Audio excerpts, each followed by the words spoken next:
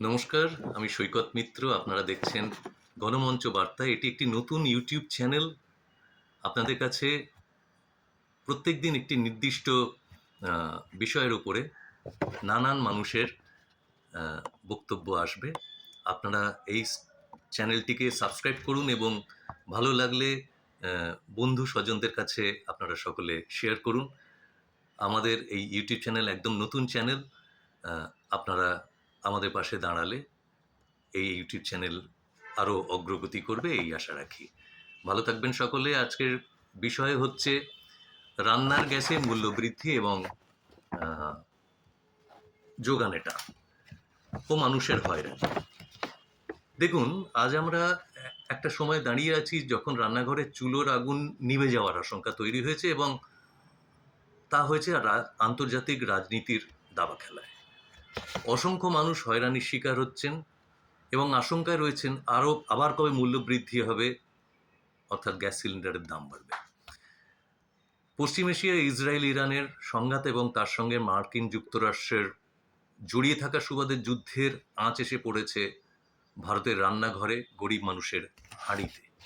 এই গ্যাস সংকট শুধু যুদ্ধের ফল নয়, এটা আমাদের মাননীয় প্রধানমন্ত্রীর বৈদেশিক নীতির ব্যর্থতা বলে মনে করি, কূটনীতির ভুল হিসেব আর বাস্তব থেকে বিচ্ছিন্ন শাসনের ফল।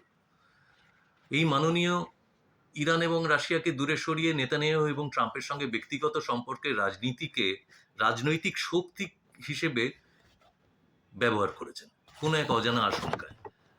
আমরা কিছুটা হয়তো জানি, ভারতে প্রায় 90% গ্যাস সরবরাহ হয় হরমুজ প্রণালী দিয়ে, বিশ্বের সবচেয়ে গুরুত্বপূর্ণ জ্বালানি করিডোর ভয়ঙ্কর অনিশ্চয়তার মুখে।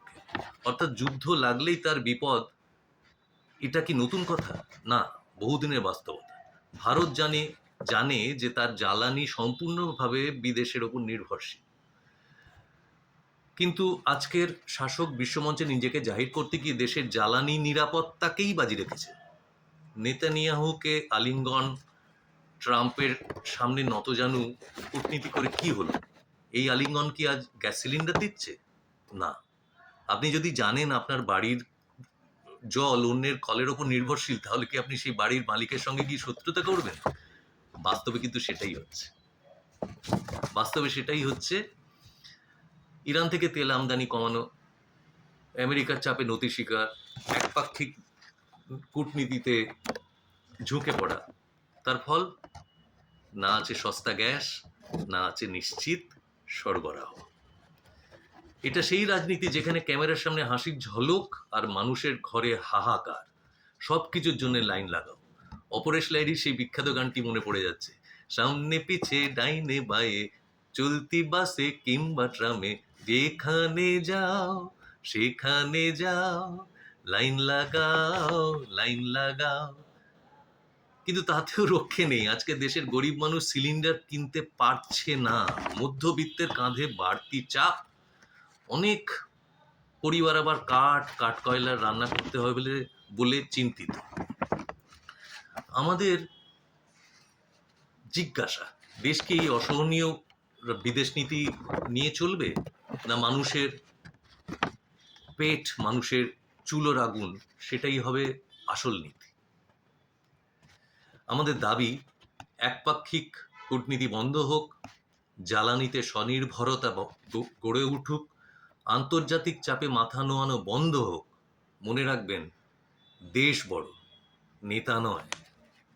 মানুষ বড়, মিথ্যা প্রচার নয়। যদি চুলোর আগুন নিভে যায়, তাহলে হাজার মিথ্যা ভাষণ দিয়েও দেশকে আলোকিত করা যায় না। জয় হোক মানুষের, জয় হোক বাস্তবের। জয় হিন্দ, সত্যমেব জয়তে। সবাই ভালো থাকবেন। এখানেই শেষ করছি আজকের নিবেদন। ধন্যবাদ।